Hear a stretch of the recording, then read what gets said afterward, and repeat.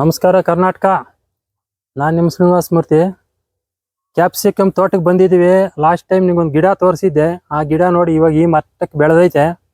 ಆ ಗಿಡ ಮಂಜಣ್ಣ ಇವರೇ ನೋಡಿ ತೋರಿಸಿ ಸರ್. ಇವೆಲ್ಲ ಏನಿದು ಕಲರ್ ಯಾಕೆ ಮಾಡಿದ್ದೀರಾ? ಕಲರ್ ಇದು ಗ್ರೀನ್ ಇಂದ ಕಲರು ರೆಡ್ ಮತ್ತೆ ಎಲ್ಲ ಎರಡು ಮಾಡಿದೀವಿ. ಓಕೆ, ಇದು ಇವಾಗ ಒಳ್ಳೆ ಬೇಡಿಕೆ ಐತೆ ಇದರಲ್ಲಿ.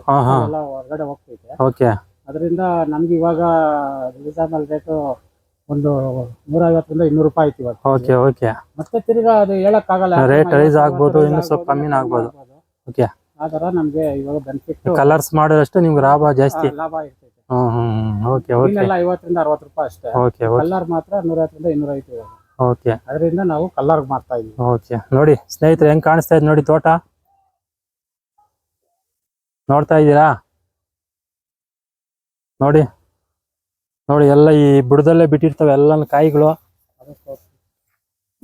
ನೋಡಿ ಹೆಂಗೆ ಬಿಟ್ಟಿದೆ ನೋಡ್ರಿ, ಕಾಣಿಸ್ತಾ ಇದೆಯಾ? ಇದು ಹಂಗೆ ಕಲರ್ ಮಾಡಿ ಕಿತ್ಕೊಂಡು ಮಾರ್ಕೆಟ್ ಕಳಿಸ್ತಾರೆ ರೇಟ್ ಬಂದಂಗೆ.